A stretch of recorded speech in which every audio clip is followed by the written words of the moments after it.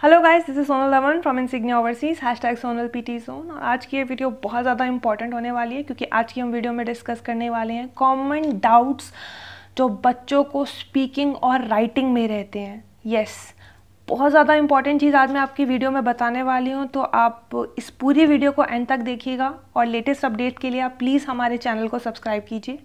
तो let's start with our first module, that is our speaking. ठीक है, जैसे कि हम सब लोग जानते हैं कि सबसे पहले पीटी के एग्ज़ाम के अंदर हमारी स्पीकिंग आती है, and then writing, then reading, and after that last जो हमारा मॉड्यूल होता है वो लिसनिंग होता है। सबसे पहले होती है speaking, as I told you. लेकिन स्पीकिंग से भी पहले एक इंट्रो पार्ट होता है जो कि कंपलसरी तो नहीं होता। इंट्रो के अंदर क्या होता है कि आपके स्क्रीन में 5 to 6 क्वेश्चंस होते हैं, स्क्रीन पे दिए हुए होते हैं, और आपको उनमें से 3 to 4 का आंसर देना होता है। आपको अपने आप को इंट्रोड्यूस करना होता है, आपकी इंट्रोडक्शन देनी होती है उसके अंदर कि what is your name, what is your qualification, why are taking PT exam, और why do you want to go abroad, these kind of questions. So see, बच्चों को ये रहता है कि मैम इसके मार्क्स तो जा नहीं रहे हैं आपके फाइनल एग्ज़ाम के अंदर, मतलब जो भी आपका पीटी के मार्क्स आएंगे उसके अंदर तो कोई कंट्रीब्यूट कर नहीं रहा है, तो क्या इसे देना कंपलसरी है? बहुत सारे बच्चे नहीं भी देते हैं। सी, कंपलसरी नहीं है, लेकिन अगर हम इसको देते हैं, अगर हम ये इंट्रो को देते हैं, तो बहुत बार ये होता है कि जो यूनिवर्सिटी में हम लॉन्च करते हैं, कई बार वो इस वटेवर जो आप इंट्रोडक्शन देते हैं अपना उसे सुन लेती है, इसलिए ये बहुत ज़्यादा इंपॉर्टेंट है। तो मैं आपको रेकमेंड करूँगी कि आपको ये इंट्रो प्रॉपरली देना चाहिए अपना। उसके बाद हमारी स्पीकिंग स्टार्ट हो जाती है, और स्पीकिंग में हमारा फर्स्ट जो क्वेश्चन होता है that is your read aloud. Yes, read aloud, very very important module, very very important question I would say, जो कि ना केवल आपकी स्पीकिंग में कंट्रीब्यूट कर रहा है लेकिन बहुत ज़्यादा आपकी रीडिंग के अंदर भी कंट्रीब्यूट कर रहा है। अब बच्चों को इसमें ये डाउट रहता है, सबसे पहला जो डाउट होता है कि हमें पॉज कहाँ पर लेना है, उन्हें यही नहीं पता। वो डायरेक्टली लाइन को बोलते रहते हैं, कहीं पे भी रुकते नहीं हैं, कहीं पे भी रुक जाते हैं। तो आपको पता होना चाहिए कि पॉजेस आपको प्रॉपरली सेंटेंस जहाँ पे ख़त्म होता है वहाँ पर, कॉमास पर, या किसी कंजंक्शन या कनेक्टर पर लेना चाहिए। इससे आप ब्रेथलेस नहीं होंगे अपने, अगर आपके पास कोई रीड अलाउड बड़ा आ जाता है तब, और आप इजीली उसको कवर कर सकेंगे। दूसरा जो डाउट बच्चों को रहता है वो ये रहता है कि हम अगर कोई भी वर्ड वो प्रोनाउंस नहीं कर पा रहे हैं तो उसे स्किप कर दें। बहुत सारे इंस्टीट्यूट्स, बहुत सारे ऑनलाइन वटेवर जो भी चैनल्स हैं सिखाते हैं बच्चों को, वो कहते हैं कि अगर आपको कोई ऐसा वर्ड है जो प्रोनाउंस करना नहीं आ रहा है तो आप अपनी रिकॉर्डिंग के टाइम पे उसे स्किप कर दीजिए और बाकी सारा आराम से बोल दीजिए। ऐसा मत कीजिए। अगर आपने अच्छे से प्रिपरेशन की है तो ऐसा नहीं करना चाहिए, आपको उसे प्रोनाउंस करना चाहिए, क्योंकि अगर आप ऐसा करते हैं तो उसके डायरेक्टली मार्क्स कंटेंट में कटते हैं जो कि आपकी रीडिंग पर इम्पैक्ट करेगा। इसलिए आपको किसी भी वर्ड को स्किप नहीं करना है। तीसरा डाउट इस मॉड्यूल में बच्चों को रहता है कि क्या हमें क्वेश्चन के ऑटोमेटिकली चेंज होने का वेट करना चाहिए या नहीं करना चाहिए। तो मैं आपको बता दूं कि आपको वेट नहीं करना है। जैसे ही आपका आंसर ख़त्म होता है, जैसे कि आपकी रिकॉर्डिंग ख़त्म होती है, चाहे वो 18 सेकेंड पे हो या 20 सेकेंड पे हो या 22 सेकेंड पे हो, उसी टाइम आपको नेक्स्ट क्लिक करना है। ऐसा इसलिए है क्योंकि अगर आपने क्वेश्चन के ऑटोमेटिकली चेंज होने का वेट किया तो आपका ओवरऑल टाइम ख़त्म हो जाता है स्पीकिंग का, जो ऊपर चल रहा होता है। तो इट माइट बी पॉसिबल कल को कि अगर आप ऐसा करते हैं तो जो लास्ट क्वेश्चन है, लास्ट मॉड्यूल है हमारे स्पीकिंग का, that is answer short question, वो आपके पेपर में आए ही ना, क्योंकि ओवरऑल टाइम ख़त्म हो चुका होगा आपका। तो आपको इस चीज़ का ध्यान रखना है कि पॉजेज़ कहाँ पर लेने चाहिए आप लोगों को। आपको कोई भी वर्ड स्किप नहीं करना है। अगर आपको लग रहा है कि वो आपको पढ़ा नहीं जा रहा, तभी तो आपको 35 सेकेंड्स मिलते हैं कि आप उसे पढ़कर 2 बार देख सकें। और जैसे ही आपका आंसर ख़त्म होता है आपको नेक्स्ट क्लिक करना है हर एक क्वेश्चन में। ठीक है, सेकंड जो मॉड्यूल है, जैसे कि हम जानते हैं, that is your repeat sentences. Again very very important question, very very important module, not only for speaking but also for listening as well. Grace marking ये लिसनिंग में दे रहा है, हाई वेटेज का क्वेश्चन है। रीड अलाउड भी बहुत high weightage के हैं पीटी के अंदर। तो रिपीट सेंटेंस में मेनली बच्चों को डाउट रहता है कि क्या सेंटेंस ख़त्म होने के बाद बीप सुनाई देती है या नहीं। सी, अभी मैंने बहुत सारे बच्चों से फीडबैक लिया है कि बीप कुछ क्वेश्चंस में सुनाई देती है, कुछ क्वेश्चंस में सुनाई नहीं देती है। इन केस अगर ऐसा है तो ध्यान रखिए कि आपको 2 सेकंड का गैप तो लेना ही है, और 2 सेकंड के गैप के बाद आपको बोलना शुरू करना है। ऐसा नहीं करना है आप लोगों को कि जैसे ही कंप्यूटर ने सेंटेंस ख़त्म किया उसी टाइम एकदम से आपने आंसर बोलना शुरू कर दिया, क्योंकि इट माइट बी पॉसिबल कि आपके फर्स्ट 1 या 2 वर्ड्स रिकॉर्ड ना हो पाए, क्योंकि अभी रिकॉर्डिंग शुरू ही नहीं है, रिकॉर्डिंग शुरू होती है 2 सेकंड के बाद। तो आपको इन चीज़ों का ध्यान रखना है। और दूसरा डाउट बच्चों को ये रहता है कि रिपीट सेंटेंस तो मैम बहुत ज़्यादा मुश्किल होते हैं, हमसे तो पूरा सेंटेंस उठाया ही नहीं जाता, तो क्या हम उस टाइम पर उस क्वेश्चन को छोड़ दें, स्किप कर दें, हम कुछ भी ना बोलें? नहीं, ऐसा आपको नहीं करना है। आपको जितना भी समझ में आए वो बोलिए आप, क्योंकि कंटेंट में कुछ तो मार्क्स जाएंगे। और प्रॉपर फ्लुएंसी और प्रोनाउंसिएशन में मतलब आपकी ठीक होनी चाहिए, प्रॉपर फ्लुएंसी के साथ बोलिए, और अच्छी जो भी आपने वर्ड्स उठाए हैं अपने सेंटेंस में से प्रॉपर प्रोनाउंसिएशन रखिए उसकी, क्योंकि इससे आपको फ्लुएंसी और प्रोनाउंसिएशन में तो मार्क्स मिलेंगे। बाकी जो वर्ड्स आप बोलेंगे अगर वो 50% ठीक है तो आपको 3 आउट ऑफ 1 और 2 पॉइंट्स भी मिल जाएंगे, क्योंकि जैसे कि हम जानते हैं कि जो हमारे रिपीट सेंटेंस होता है, एक रिपीट सेंटेंस वो होता है 13 पॉइंट्स का, 5 point pronunciation, 5 point oral fluency और 5 पॉइंट कंटेंट।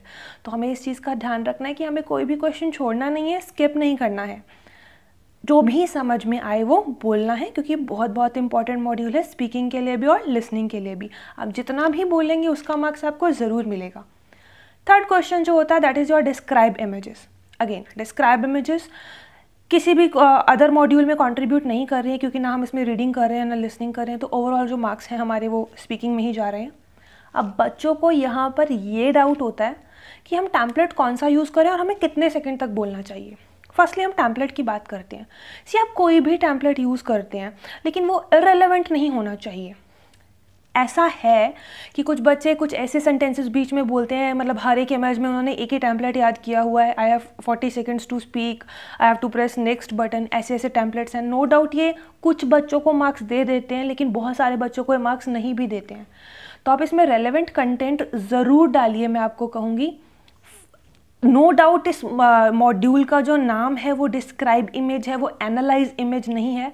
हमें डिटेल डिस्क्रिप्शन नहीं देनी है इस इमेज की, लेकिन हमें इसके मेन पॉइंट्स को उठाना चाहिए, क्योंकि मैं आपको बता दूं यही तो डिफरेंस होता है 6.5 और 9 बैंड के जो स्टूडेंट्स होते हैं उनमें। जो जिन स्टूडेंट्स के 6 या 6.5 आ जाते हैं उन्होंने प्रॉपर एक टेम्पलेट याद किया होता है और बस वो सभी इमेजेस में एक जैसा टेम्पलेट बोल देते हैं। लेकिन यही डिफरेंस है 6.5 और 8 या 9 बैंड जिस स्टूडेंट के आते हैं वो प्रॉपर उसमें कंटेंट डालता है। दूसरी बात, आपको कितने सेकेंड्स तक अपना आंसर देना है। Your answer should lie between 25 to 35 second. 25 से ऊपर ही हो, 35, 38, 39, 40 कुछ भी चलेगा, लेकिन 25 से कम ना हो। आप कंप्यूटर को कुछ तो दीजिए चेक करने के लिए ताकि वो आपको मार्क्स दे सके। Your answer should be in proper fluency and pronunciation.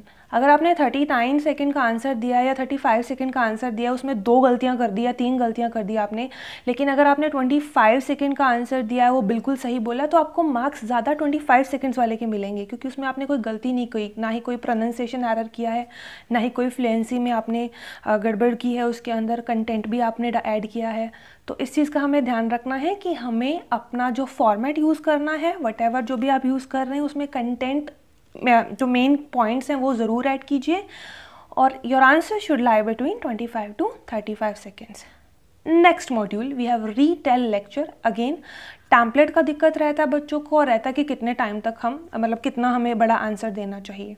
C fluency pronunciation तो बहुत ज़्यादा इंपॉर्टेंट है यहाँ पर। तो आपके पास अगर मैं बात करूँ कि कितना बड़ा आंसर होना चाहिए, तो आपके आंसर के अंदर एटलीस्ट 8 to 12 कीवर्ड्स तो होने ही चाहिए। ये मॉड्यूल स्पीकिंग का है, लिसनिंग में कंट्रीब्यूट कर रहा है, तो जितना अच्छा जितना ज़्यादा कंटेंट आप डालेंगे वो लिसनिंग में कंट्रीब्यूट करेगा। लेकिन ज़्यादा कंटेंट उठाने के चक्कर में अगर आप अपनी फ्लुएंसी और प्रोनाउंसिएशन ख़राब करते हैं तो ये दोनों साइड ही मार्क्स काटेगा। ये स्पीकिंग में भी मार्क्स करेगा आपका, और ये लिसनिंग में भी मार्क्स काटेगा। तो मेक श्योर जो भी आप कंटेंट उठा रहे हैं उसे ध्यान से पढ़िए, ध्यान से बोलिए रिकॉर्डिंग के टाइम पर। It is very important, this module is very important. 1 or 2 questions will come in your exam, and after that we have answer short questions. बच्चों को ऐसा लगता है कि ये तो बहुत इंपॉर्टेंट मॉड्यूल है नहीं है, 1 नंबर का 1 है, 6 to 7 आएंगे एग्जाम में आपके, तो वो कोई प्रिपरेशन नहीं करते हैं इसकी। कितने करने चाहिए बच्चों को ये भी डाउट रहता है कि कितने करें कितने ना करें, या करें ही ना, या स्किप कर दें, या उन्हें ये लगता है कि भी अगर हमें क्वेश्चन समझ में नहीं आया है, जो कि मोस्ट प्रॉब्ली उन्हें नहीं आता, अगर वो प्रिपेयर नहीं करते हैं तो वो क्वेश्चन में से भी कोई वर्ड उठाकर बोल देते हैं अपने आंसर में। सी इतना भी इम्पॉर्टेंट मॉड्यूल नहीं कहूँगी, लेकिन फिर भी 6 to 7 क्वेश्चंस हैं इसके अंदर, तो 6 to 7 मार्क्स का क्वेश्चन अगर लिसनिंग में कंट्रीब्यूट कर रहा है तो एक एक मार्क्स इंपॉर्टेंट है। मैं तो ये कहूँगी कि जिस इंसान को 58 की रिक्वायरमेंट होती है और उसके 57 आ जाते हैं तो बहुत दुख होता है। तो आप एक एक मार्क्स को इस तरीके से देखिए, आपने कोई भी क्वेश्चन स्किप नहीं करना है। आप एग्ज़ाम से 8-9 दिन पहले इनकी प्रिपरेशन कर सकते हैं, मतलब बहुत हर रोज़ करने की ज़रूरत नहीं है, that is not that much important module, लेकिन प्रिपरेशन ज़रूर कीजिए एग्ज़ाम से पहले, ये बहुत इंपॉर्टेंट है। Let's move to our next module, that is your writing section. अब राइटिंग में सबसे पहले आता है समराइज रिटन टेक्स्ट। पहला जो डाउट बच्चों को रहता है सबसे ज़्यादा कि हमें इसके अंदर क्या टेम्पलेट यूज़ करना चाहिए, क्योंकि बहुत सारे लोकल इंस्टीट्यूट्स टेम्पलेट्स यूज़ करवा रहे हैं समराइज रिटन के अंदर। नहीं, रिक्वायरमेंट नहीं है। आपके सामने सारा पैराग्राफ लिखा हुआ है, आपके पास 10 मिनट्स हैं, आप इजीली उसे पढ़कर अपना आंसर निकाल सकते हैं उसमें से। आपको एक समरी बनानी है सिंपल। अगर आपको पैराफ्रेजिंग नहीं आती, आप वहाँ से भी सेंटेंसेस उठा सकते हैं। आपको बहुत हाई फाई इंग्लिश यूज़ करने की ज़रूरत नहीं है, कोई हाई फाई वोकैबुलरी यूज़ करने की ज़रूरत नहीं है, बट टैम्पलेट यूज़ मत कीजिए। कोई भी डिफरेंस है बहुत ज़्यादा। जो बच्चे टैम्पलेट यूज़ करते हैं और जो नहीं यूज़ करते हैं, उनके स्कोर में आप खुद बाद में देखेंगे कि बहुत ज़्यादा फ़र्क है। तो आपको टैम्पलेट यूज़ नहीं करने हैं बिल्कुल भी, आपने इन चीज़ों का ध्यान रखना है। और आपके आंसर के अंदर 7 to 10 मेन पॉइंट्स ज़रूर होने चाहिए, ठीक है। ऐसे है नेक्स्ट मॉड्यूल। बच्चों को सबसे ज़्यादा डाउट ऐसे में ये रहता है कि एक तो हम टैम्पलेट कौन सा यूज़ करें और हम कितनी वर्ड लिमिट लिखें। 200 to 300 हमारी वर्ड लिमिट है, तो हम 210 या 220 लिखें या 300 लिखें तभी, या 300 के आसपास 290 300 लिखें तो ही हमें अच्छे मार्क्स मिलेंगे। मैंने 220 वालों का भी बहुत अच्छा बैंड स्कोर देखा है और 290 वालों का भी बहुत अच्छा बैंड स्कोर देखा है। तो ये मैटर नहीं करता कि आप कितना लिख रहे हैं, आपको वर्ड लिमिट में रखना है अपना answer. It should light between 220 और 300 to 300 and you can whatever template you are using, make sure कि उसमें आपका प्रॉपर कीवर्ड्स हों, आपके टॉपिक से related, grammar should be correct, vocabulary should be there, spelling error ना हो, तभी जाकर आपको अच्छे मार्क्स मिलेंगे। प्रॉपर कोहेजन कोहेरेंस हो उसके अंदर, मतलब ऐसा नहीं है कि कुछ भी आप लिख रहे हैं, रिलेटेड तो हो फर्स्ट लाइन सेकेंड लाइन से, प्रॉपर कनेक्टर्स का यूज़ हो, तभी जाकर आपको अच्छे मार्क्स मिलेंगे।